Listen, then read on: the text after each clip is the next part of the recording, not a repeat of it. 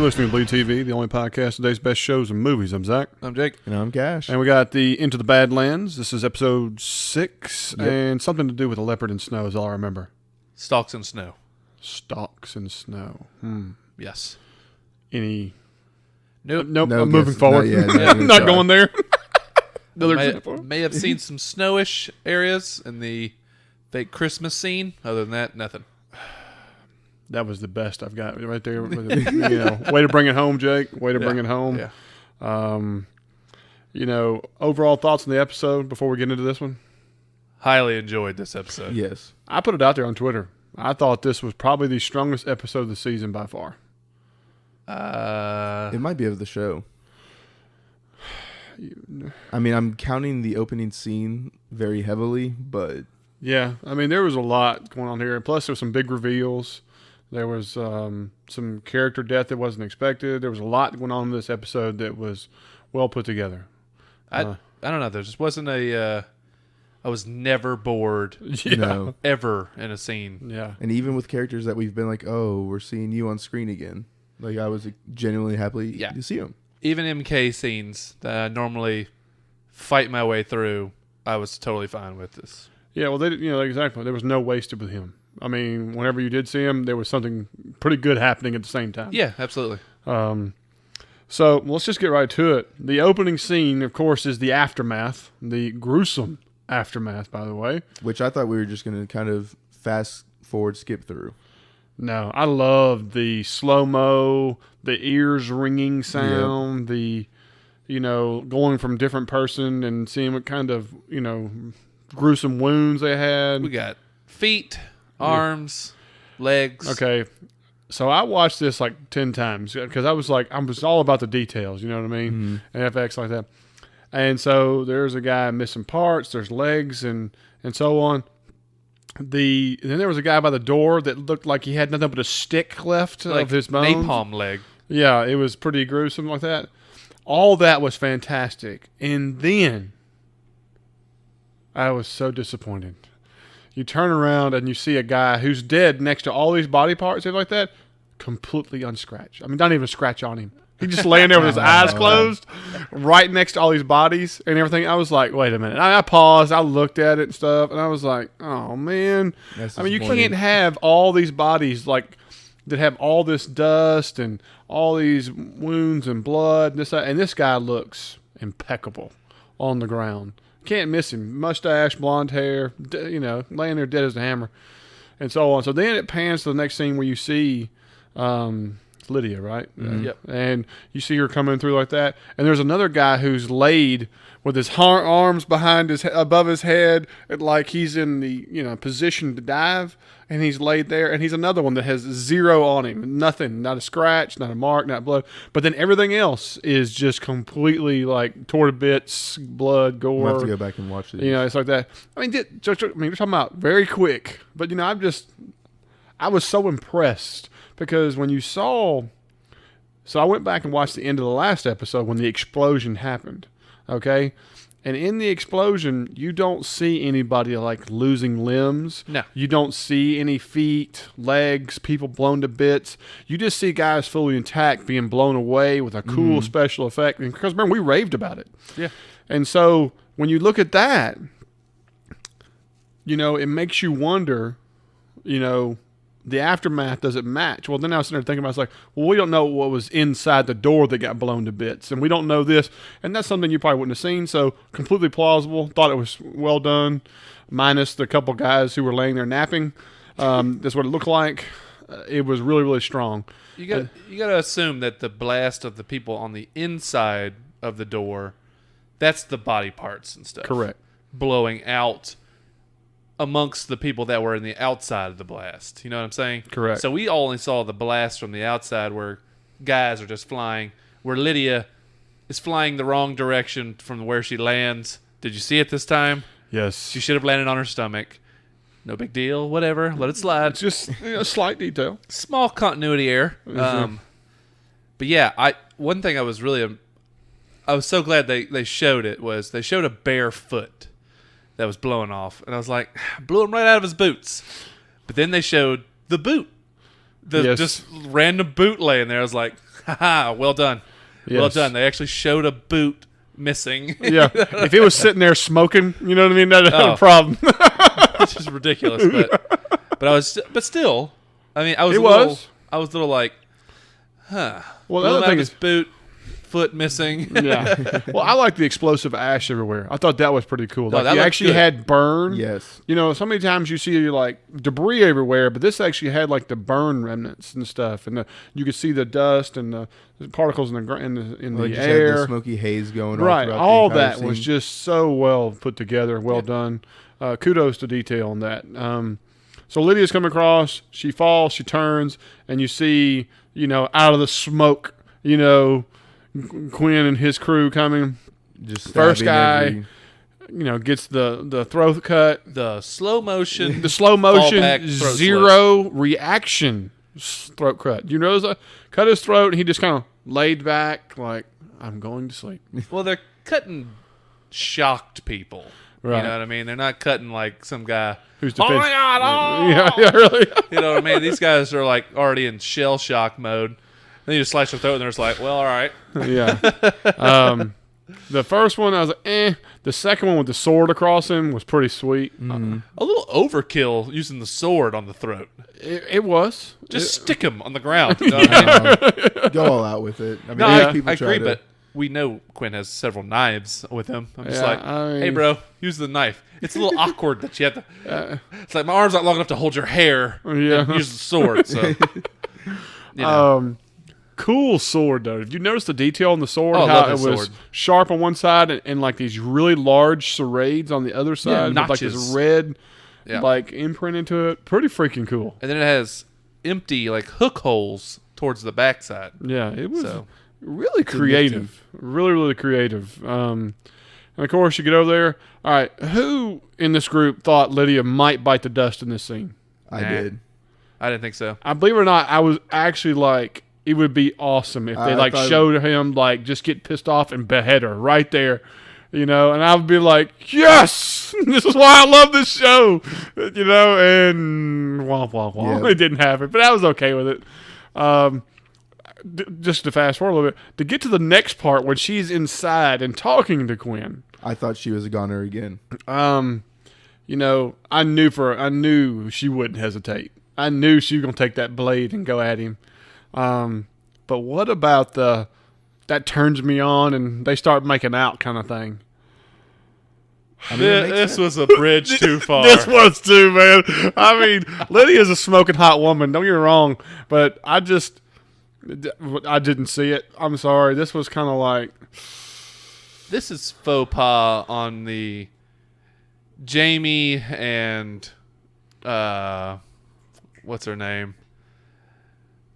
you're on the island right Game now. of Thrones. Cersei. But this is Jamie and Cersei banging on the deathbed. Not You know even what I'm saying? close. Man, that is Hey. cold as shit. He just killed the son, and she's clearly pissed, and they're to avenge the death. He's barely cold. I mean, I mean, he's still a ghost in the room. He's having to hide his ass right now. I'm happy you mentioned this, by the way. Were y'all disappointed that Ryder was not in this episode? No. Because to me, this is him dealing with his guilt, dealing with his issue, and part of his tumor and everything else. That's what I'm equating this all. And then this episode completely absent. I mean, I don't think it was a shtick that he needed to stay around longer than it did. I mean, I appreciated the acting that he did. I thought it was the best he did on the show, but we want to get away from Quinn's tumor, and I feel like this is the better route to go. I don't know. I felt like it needed a closure. I hope it's not something where he just comes back whenever it's convenient. When you need that, alternate ego or somebody giving him a hard time. I don't know. I kind of felt like it was just a left out. You know what I mean? Like maybe we should have had at least a sprinkle or have Quinn get pissed off and I don't need you, don't talk to me, or do something, have a severing point of some kind that makes sense that he's not in the episode whatsoever. I don't know. I was somewhat looking forward to seeing Ryder. As a huge fan of American Werewolf in London, I was hoping this would be like the Jack character, where every time you see Ryder, as days go by, he's more and more decomposed and disgusting looking. Yes. Because he was clearly looking bad. Yeah, when he looked sees like him. he looked like he was current. Yeah, he looked like how his body probably looks in the ground at this point. You know what I'm saying? Exactly. His wounds were big and gapy, and he had green veiny on them and stuff Oh, like that. yeah. So I was like, if you remember American Werewolf London, it gets really disgusting. I mean, just meat curtains hanging off his neck and stuff. It's really gross. The eyeballs falling back into the skull. Yeah. You know what I mean? I was like, oh man, this could be really cool. I hope that it's still a possibility. Yeah. Yeah. Meanwhile, outside, Vale's running for her life, or so we Somewhat thought. jogging. She stops, looking at the sky. I understood a cool shot of the trees, how they were doing that. Good cinematography. And I thought that was all really neat and so on.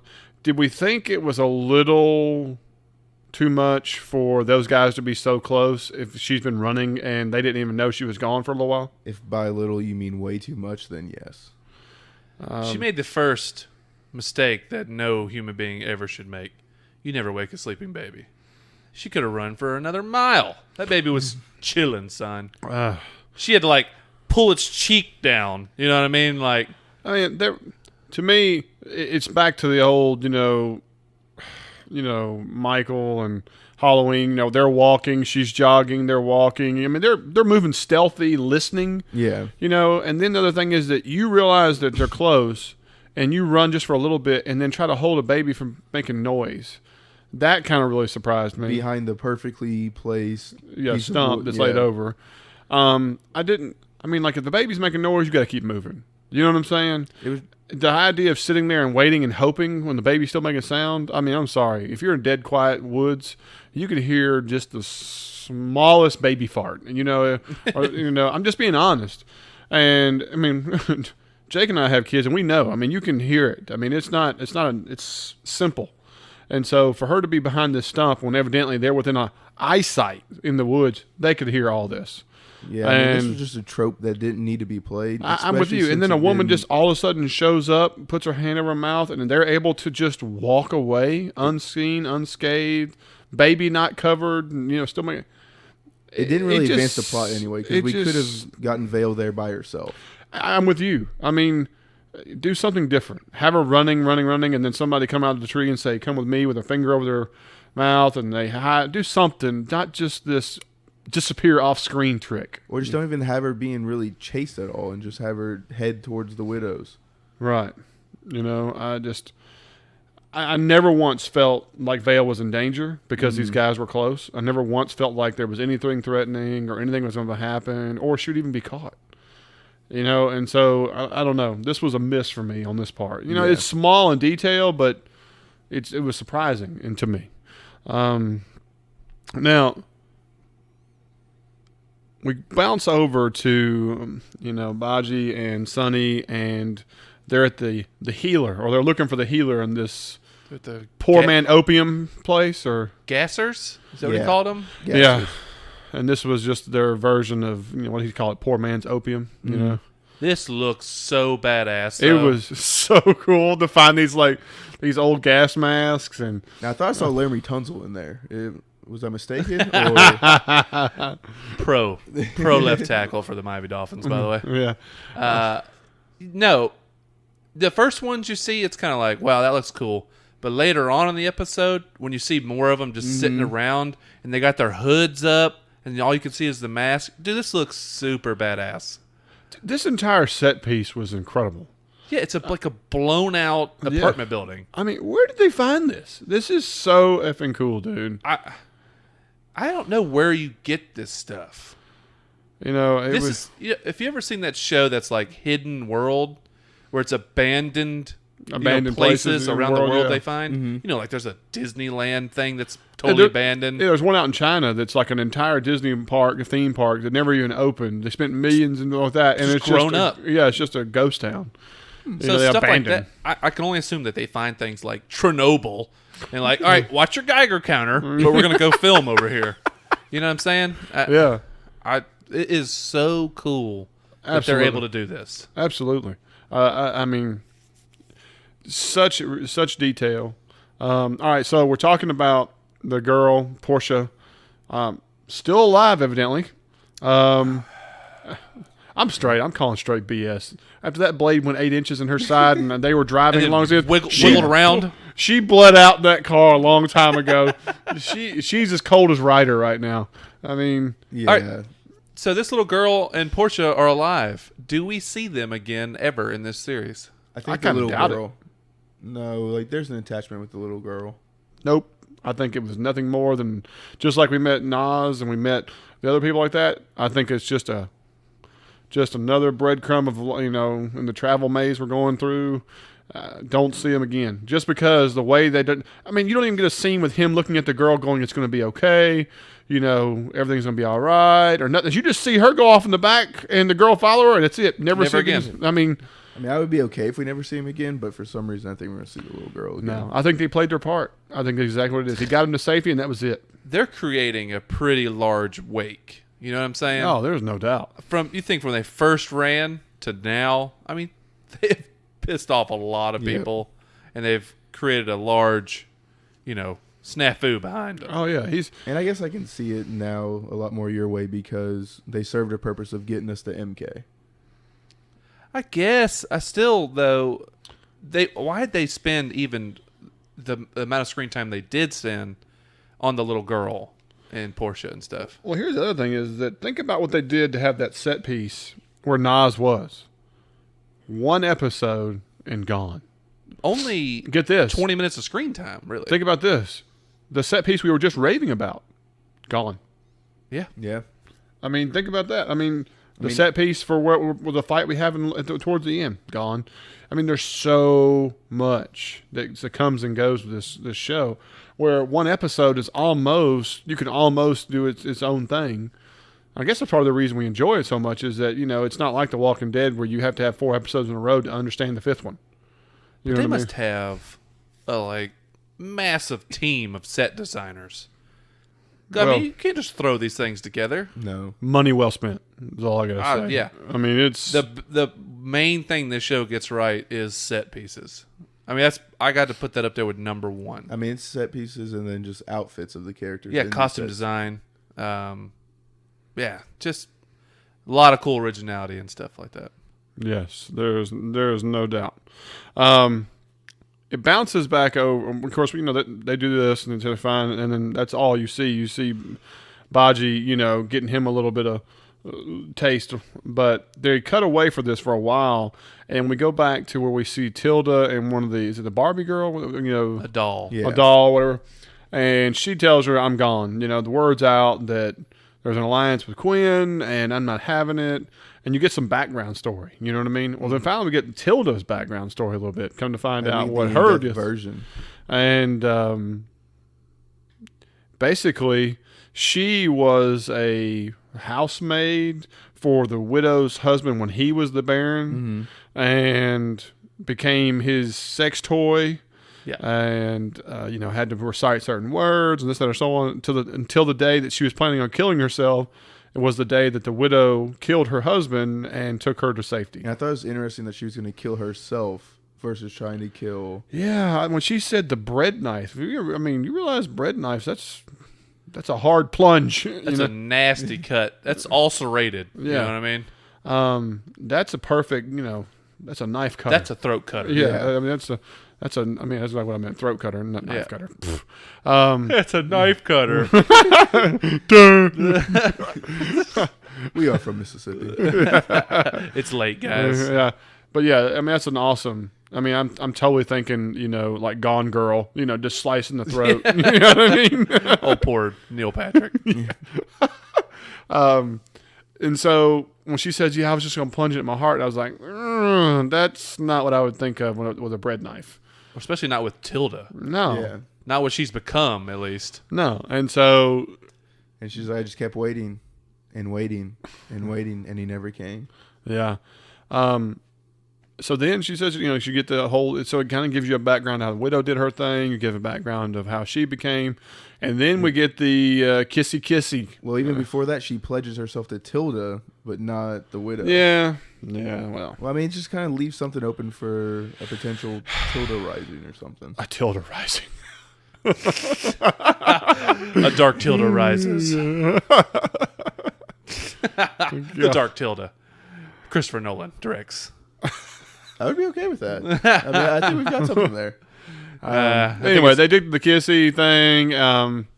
That didn't surprise me, believe it or not. I mean, I was a little surprised just because of MK and like what this is going to do with that, but yeah, I'm okay with it. Okay, well, there's a couple things there because MK gets a little lovey-dub. You think he's going to get a You little think lovey-dub he is later. Yeah, you think. You think? Yeah, Tilda and this doll chick. I mean, I'm not against it. No, I mean it didn't bother me like that. It's just I like that Waldo once busted them, rolled in on him. Yeah, rolled. Listen at him. See me rolling. Yeah. And of course, he's talking and he goes, I don't care about that. That's all you need is have another distraction. Remember what I talked to you about Sonny, Yeah. And he's like, I'm just starting to like you. Well, maybe, A little. Yeah, I like it. I mean, the guy just steals the scene, whatever he's in. You know? I agree. As long as it's not slow motion, knowing looks, we're good. Cheese factory. The whole can of Cheese Whiz. Oh gosh. So Vale, we get to understand the mystery as Vale arrives because the woman who rescued her, they show up in this military convoy, by the way. Refugee truck. Yeah, and she gets out with a baby, and there's Tilda, like, oh my gosh, I was okay with this. I thought this was pretty good. It was a way to connect the two. Yeah, I don't have a problem with it. And I was looking at social media, and some people were kind of like, wow, that's awfully convenient. And I was kind of like, no. I mean, everyone knows this is a safe haven. They've probably had these trucks running between all the different places the entire time, so. I got you. And I don't know. I was fine with it when she came inside, but something I saw later on in the episode, there was something to do with, maybe y'all got to refresh my memory. She said, Widow said, you tried to turn Tilda against me. Refresh my memory, Well, at the end of season 1, she gave her the option between the 3 poisons and then told Tilda which one, and then also gave her a poison and said, hey, you can end this with the Widow and kill her, or you can give her the antidote. That's right. Yep. That's right. And so, I mean... So, the whole deal, I know I'm fast forwarding a little bit, but I mean that's really what Vale's whole purpose of this episode was. It was to become the bargaining chip. I mean, and it felt like that pretty much right off the bat. Yeah, because I felt like the Widow was somewhat leading her on originally. I thought she was going to contact Quinn and then be like, "Hey, I have Vale. Let's make this truce happen." Well, I mean, just the way she was talking to her. Take that out of that bottom drawer over there. You know what I mean? Just like, it was just the way she was communicating. She wasn't coming off as like, no, yeah, there was no friendship here. You got to understand, this is the wife and the child of the guy who almost killed you and almost mortally wounded you. Well, I don't think she has any problem with Sonny, oddly enough. I don't know. They had their quarrels. And then, like I said, the whole Tilda thing, everything else, there was zero. The whole time, like Jake said, the whole time she was there, I kind of felt like she's not safe, even if she thinks she is. But we got a return of the book that MK was, Tilda stole, basically, really, for her. Mm-hmm. But we still don't know anything more about it. No, we'll get a little bit more later. And so on, but she doesn't say anything. I think it was just another example of her showing that she's not useful because she can't translate it. She didn't try, it was just all little details to show you ain't safe. You're not really my friend. I'm hiding you, I'm keeping you here, but for my own benefit. But had she have been able to translate some of it, do we think that would have changed anything in the Widow's mind? Well, my thing is she was translating some of it for MK in the first season. You know what I mean? Yeah, little tidbits of it. So maybe Vale's holding back a little bit too and is understanding what's in the book and just saying, no, not yet. You know what I mean? I hope so. I hope she unravels some things that will help open some plot lines moving forward. Yeah. I think that would be pretty sweet. Of course, they shoot the arrow over at Quinn's place with the note in it. Pretty neat. I thought that was a pretty cool little effect. They brought the note in there, and of course it says "Come alone" with no weapons. Yeah, okay. Yeah. And he's able to get all the way up to the house with him and his 5 goons in the house, And able kill to a guard. slice a guy's throat. I think this was all like foreplay. I'll be honest with you. I mean, just to give the viewer something to, get a little taste of. It had to be, because if you sent out for somebody, you would have the lights on around your house. You would have guards looking out into your yard and stuff. I think it was purely just to say, you kill one, I'm going to kill one of yours. Yeah. I mean, it was just to see Tilda put a star on one's face, And the widow looks super badass on these stairs. Dude, these hair. This has to be one of my favorite hairdos she's had. I mean, it's just the all her black. double swords out at an angle at her side. She's just standing there and like battle ready. She looks super badass. It doesn't hurt much that she's got 6 crossbows behind her. Yeah. And at a moment's notice, they're all, Well, I mean, this is like one of the positive times where it's like, oh, we have a really cool idea. How can we get to this point? Yeah. And I mean, it was just having. I think they did it correctly this time. Yes, they did. That's what I was saying. Where so many times you watch like Walking Dead or something like that, and you're like, oh, this is a cool set piece, and How do we get holy crap, how did we get here with this? Holy shit, CG deer. It's right. It's stuck in a 2-foot tall fence. That's right. Yeah. Yeah. But really cool, like you said, them all standing there and looking at each other, and it's like Mexican standoff. Racist. Yeah. Whatever. and I did think the dialogue was a touch quick. You know what I mean? Like it was, you know what I want. You would same thing you want. I want the other Barons gone. Alliance deal. I mean, it was like that. I don't think so, because I think these two are a lot alike. They get to the point. They don't mince words. You know what I mean? Only time Quinn minces words is with family and stuff, where he gets into a soliloquy. Yeah. You know what I mean? Okay. But most of the other times, it's like the sword or a few words. Killed them all. Yes. I would say my main problem with the part was just, it was like when it gets down to both of us, I expect you to try to kill me, like I'm going to try to kill you. That was the only part I didn't really like. And ballsy, him like sliding the sword up her thigh. Yeah. I'm going to need Vale. There's only one part of this deal that makes work. Yeah. Yeah. Yeah, I'm surprised she didn't No just harm will come lop to his them. arm right off. Well, the funny thing is they both need each other. I mean, that's the whole deal. Because I'm gonna be honest with you, this has to be like his last 5 or 6 guys. I mean, if you look at his numbers, Can't be many. I mean, even when you go back to when he was doing his war chant and speech, and drinking the deer blood and all that kind of stuff. He had about 40 dudes 40, and we lost a good 10 to 15 minimum. at the conclave. Vale killed one. Vale, I mean, that brutal bitch, yeah. And he's down to less than 15 dudes. He's max 20 dudes left. Yeah. That is a high Yeah. number. And So I'm being this is generous. no army. You know what I mean? You can't booby trap your way to the rest of your life. No, but they're giving Quinn and his right hand man a lot of screen time. Yes. They are. So I'm hoping against hope that Quinn just gets cured and we could be done with this so he can go back to being a badass. Well, I mean, now that Vale has to start trying to cure him, I mean, this is a possibility. Maybe. We'll see. I mean, how are you going to cure a brain tumor? What's the success rate nowadays with that? We're talking about using chicken bones and... Whoa. Vale had like a gallon-sized jug of cocaine sitting on her. Bones. We're going to replace your brain with this moose brain. All works fine. Yeah. I don't think there's any leaves you can rub together in a bowl with some extra additives that's going to fix what we got going It's on called here. cocaine. And Yeah, she if has he was- enough of that to start a Yeah. world war. If he was smart, he just would have saved Vale's placenta and injected the stem cells in his head. Okay, He'd Joe have been Rogan. solid.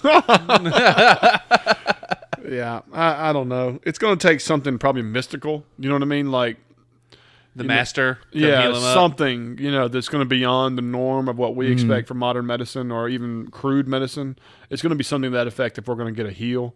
One thing I did excited about this little partnership when it happened is that now I think the story is going to progress towards the other barons, and I hope we get to see those kind of set pieces and see if we can get some of that put together. You know what I mean? Even if it's an offensive or a defensive, I want to see the forces or the combinations and different things of that nature. And it's going to be very interesting to see how that plays out. Because, I mean, realistically now, it's Quinn and Widow in the Badlands, and then it's Sonny and company outside the Badlands. I mean, that's basically what our 2 story arcs now. Yeah. And because they all converge. This, realize this episode converged all characters together. And so now we have to be exploring outward. Speaking of which, the whole thing with Nas and all that stuff, like he was the gatekeeper to get through. Turns out they're still not even at the wall yet. Exactly. Yeah, so it did kind of poke holes in that whole situation. Yeah, because he gets there with the gasser guy, and he's like, I just need the quickest way, to the wall checkpoint. Right. And he's like, oh, you don't go to the checkpoint unless you're in chains and stuff. I'm like, good God.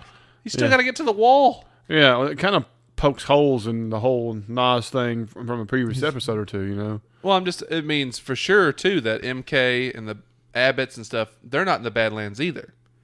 They're on the outside looking in. Correct. So, and they have to have some deal with the gatekeepers or something. I guess. Nobody messes with the Abbotts, apparently. No. Yeah, I mean, it is a game changer with those jokers. There's no doubt. Okay, so of course, Vale, Widow says, I have a clear conscience, gives Vale Quinn, pretty cool scene of him being up there on top of the stairs, And time for you and Henry to come home. Yeah. It's so elegant. And so, yeah, that's pretty tough. So then it finally cuts back to Baji and Sonny and so on. And then also have these scenes of MK where you get this scene of MK and he's stealing this carrot, okay? Getting him a good healthy bite out of it stuff. And then this fella drops him down and hits him, puts his face through this glass, and it cuts him all up. And I'm like, all right, we're about to have, MK Hulk get after it, and nothing. Yep. Really surprised. I was like, oh, is this a mistake? And I was like, no way, And this guy's finna do him in, and a hatchet to the face. Hatchet face. Yes. Legit, literally. Cool as hell. Cool as hell.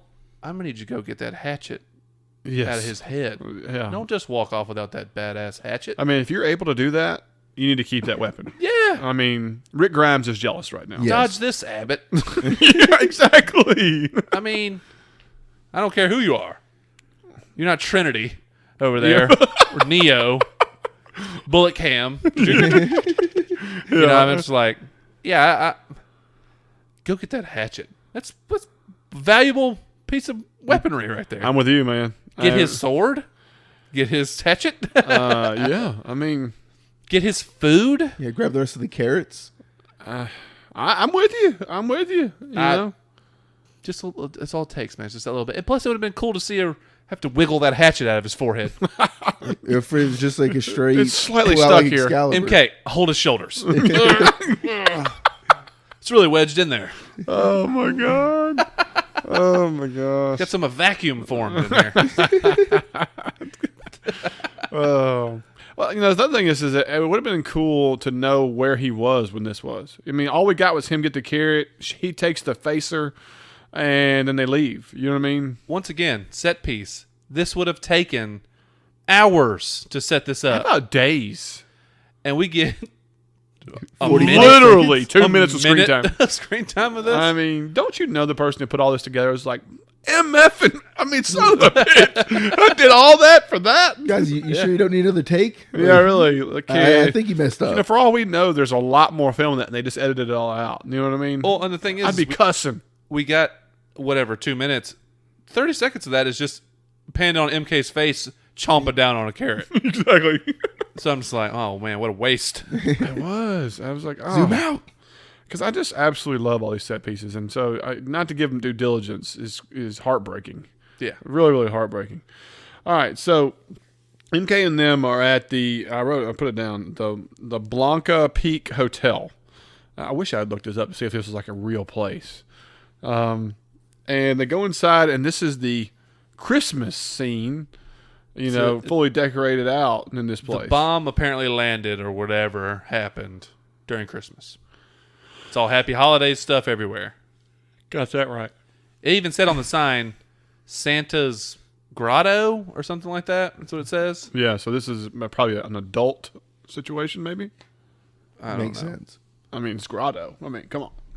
This ain't the Playboy Mansion. No, it's not. No, it's not. They're having this conversation. To me, there's love in the air, as well as Christmas decorations. Yeah. It's getting thick. He talks about how, hey, look, I've lost my powers. Things aren't what they used to be. She's all like, I have no master. Yeah. And he's all like, I could be your master. I'll show you your master. You know, I was just waiting for it. I knew it was coming, man. I was just like, make your move, MK. You can master this dick. Oh, we're done. We're out. Done. It was a good night. Thank y'all, BleedTV. So then, he gets pissed off, and he finds this magazine that has the image of Wired. It's cool magazine to pick too. Yeah, Azra. In a different form on the cover, proving that it's real. Well, this is a concept city for a future city. Right. Looks like clean energy. Global warming proof. Global warming. I was happy to see this because I would have really hate that all this stuff is all for naught. I forget what movie it is where you get this amazing vision and people believe in it, and you come to find out it's just all a farce. You know what I mean? And so this magazine showing what it is, like to give it a little bit of credence, is something other than just some ancient book or a medallion or whatever. I really enjoyed this. It makes me, it shows you that there's light at the end of the tunnel. This story has a big place to go, and it's going to have something very developing with that. My question is it something that they're going to be going after now, or is it purely to get back to the Badlands to address the Badlands issue? Is my question, because I think that's polar opposite directions. Yeah, I don't know what they're doing. It's weird when they throw these real world things in. Wired magazine, Future City, and all that stuff. And then you have the Abbotts, and you have the MK people where they have superpowers, and so it's like, in a way, it's like, oh, this is just a, dystopian future, but really now they're added in mystical stuff. So it's like, I don't know where they're going. That's the one thing about it is that it keeps you guessing, and I enjoy that. But they are giving a lot of hints towards a lot of different things, so I'm wondering how soon we get to those kind of things. I agree. Is my question. Again, we cut back to Baji. He's over there getting him some happy time. The girls are resting. Sonny's laying down. And the famous truck pulls up, And I wasn't expecting this. I thought that the truck was going to pull up where MK was. Instead, they show up and go on the hunt. The signal strong. It's here. And the whole time, this was before Baji. Yep. The signal was for him. And as soon as that happened, I was like, so he does have some kind of special power about him. There's something he's hiding. Well, he used to have his power, but he's lost it. Because he used to have the darkness. That's what his brother said, at least. No, I think the thing was still going for MK. Oh, I don't think so. Yeah, I think it was for Baji. I think it was for Baji. Baji. The water and stuff, and that's where Baji was. Yeah, like it was going strong, and then when he got in the water, it disappeared. It just dissipated. And he goes, well, I've got a new signal this way. It must be the boy. It's close. And they got in the truck and left. Yeah, because then they went to a completely different location. Because the second he came out the water, that machine would never pick it up again because he got wet, right? That was kind of Well, I just think they didn't have it turned on anymore. Maybe so. And that was water. That I don't know. Terrifying. Well, no, that looked like years of piss and shit in the water consistency. Yeah, it was steaming. Yeah, and so that happens, and then you see him get in the truck, and they start to drive away, and then you see Baji pop up behind the car as the truck goes by. Okay, 2 problems with this. Number 1, how in the hell did he get down to that car before they've left in the truck? And number 2, he was dry. Yeah. He has superpowers. I forgot. That's right. Yeah. It was his Abbott. The ultra dry. That's right. He's like a half a shake and his beer's dry like that. You know what I mean? Some people can turn on Christmas lights. He can shake like a dog. It's dry, yeah.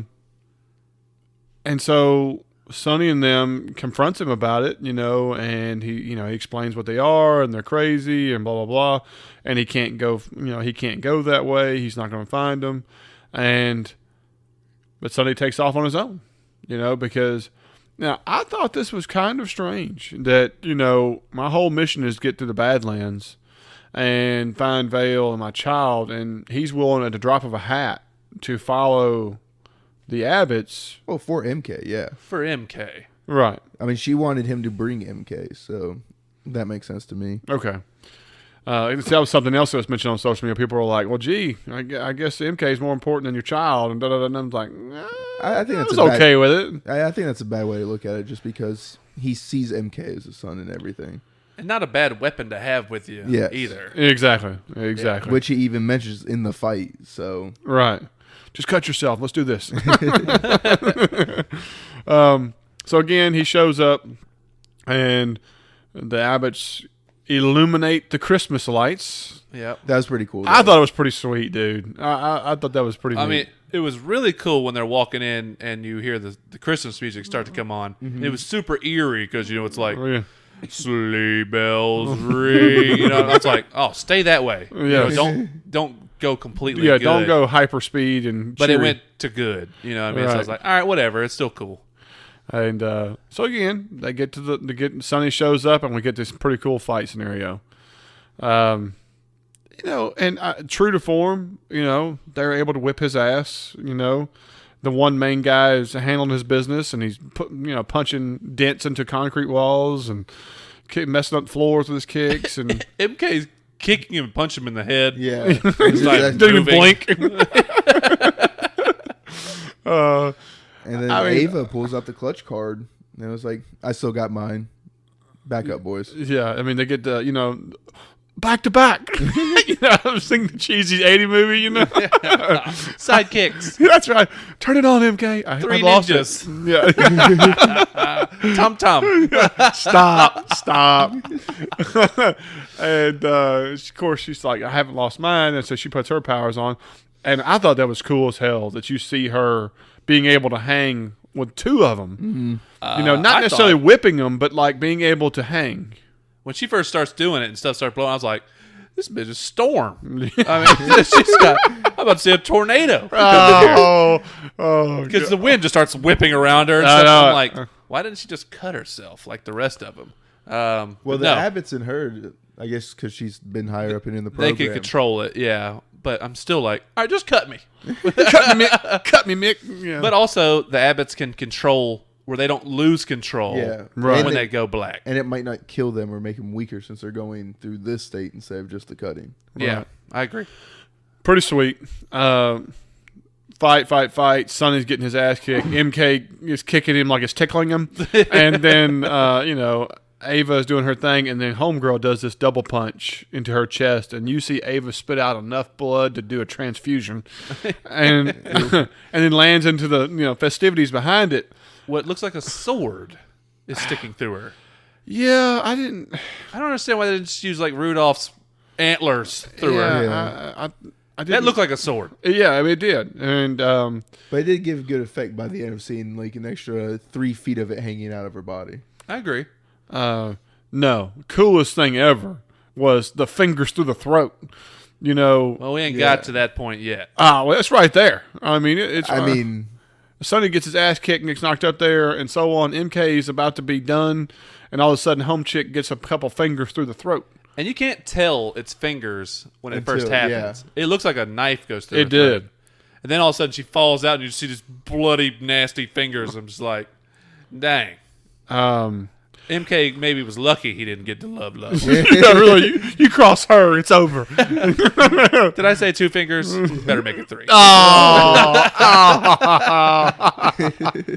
Oh, the American Pie reference never ends. Yes. She could milk your prostate to deathly levels. We're done. Good night. Yes. Oh, man. Baji rolls in with the truck, takes out one of them. Comes out, and all of a sudden, big dude does like backflip action off of him. Yes, and all of a sudden, you realize Baji is a player. All 360 pounds of him. Oh yeah. Yeah. But like the good thing is he fights. like a roly-poly kind of person. He does. Like, I would have been so mad if they'd done like the fast forward of his arm moving. Yeah. You know, just I would have been like, One no. One flip at a Baji. I'll never watch the show again. Yeah, we're done. If he did a backflip onto the hood and say, "Come get you, son," I'd be like, no. Or one, because we did get the awful Ava flying V kick. Yes. I hate when physics are just thrown to the garbage. But she like jumps in the air and then just 90-degree angles out, you know, with her legs spread. Yes. Like, I was like, oh no. It's like Ninja Gaiden on television. It's just not good.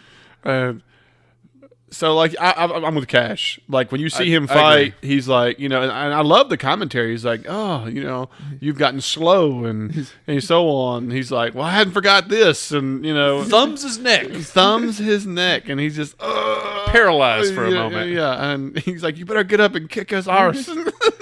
Help me kick this asshole's asshole. Yeah. It was an impressive use of asshole in Yeah. a 4-way sentence. I was like, okay.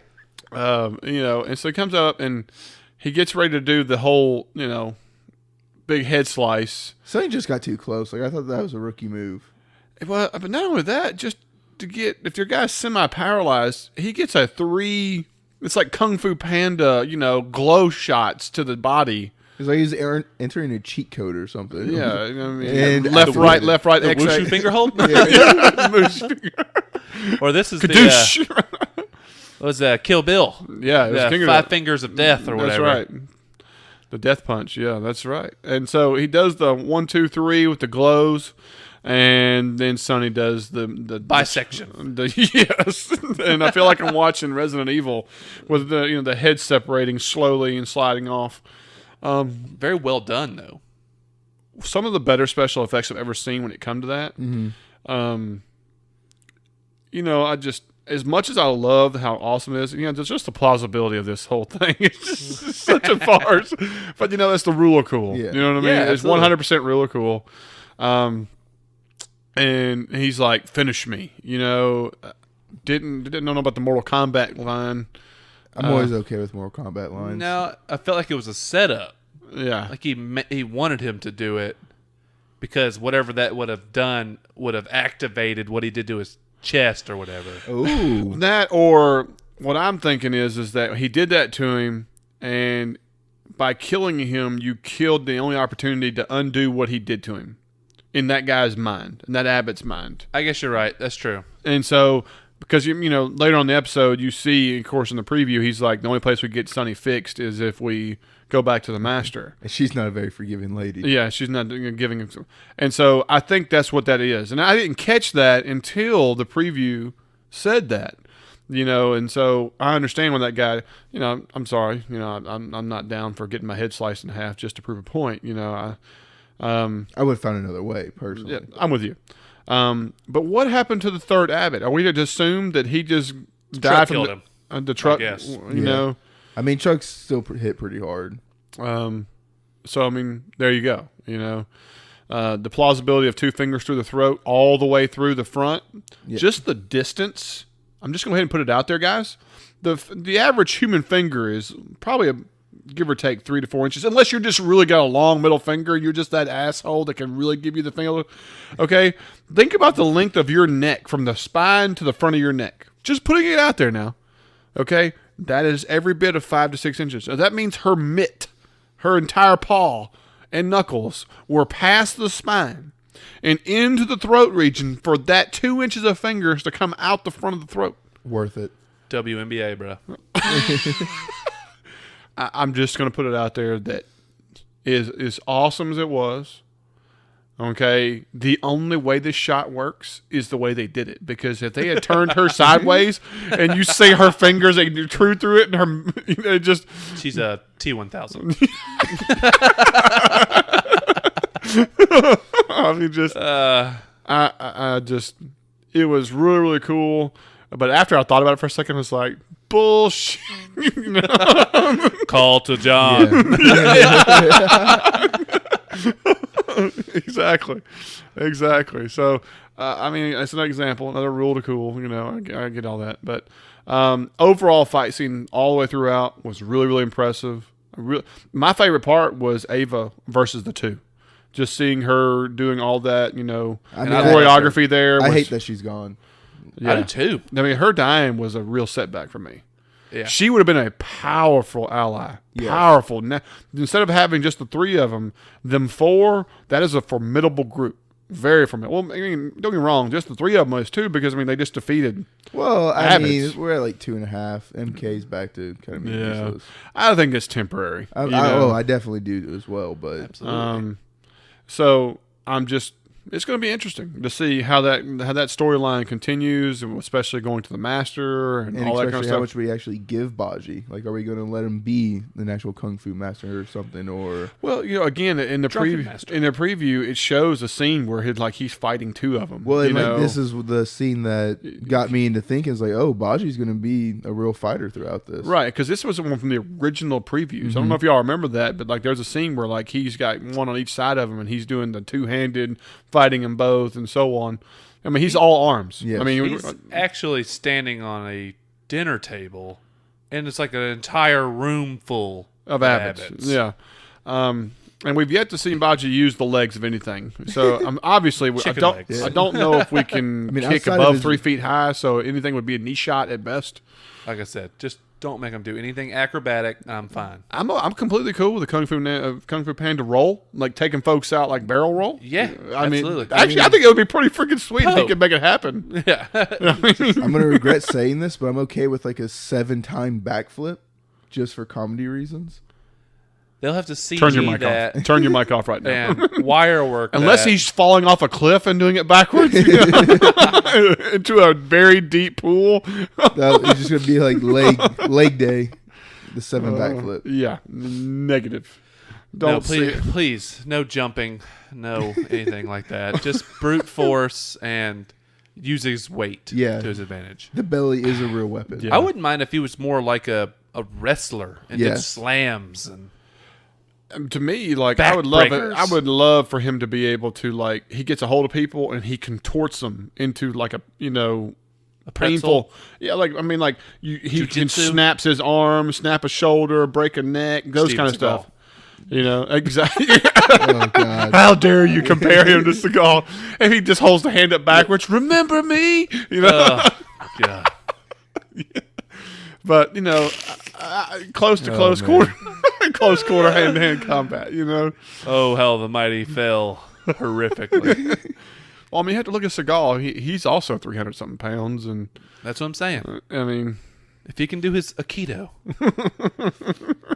I just miss the Under Siege. Out for Justice. Yes, there's no doubt. The original. The original male pattern baldness with the ponytail.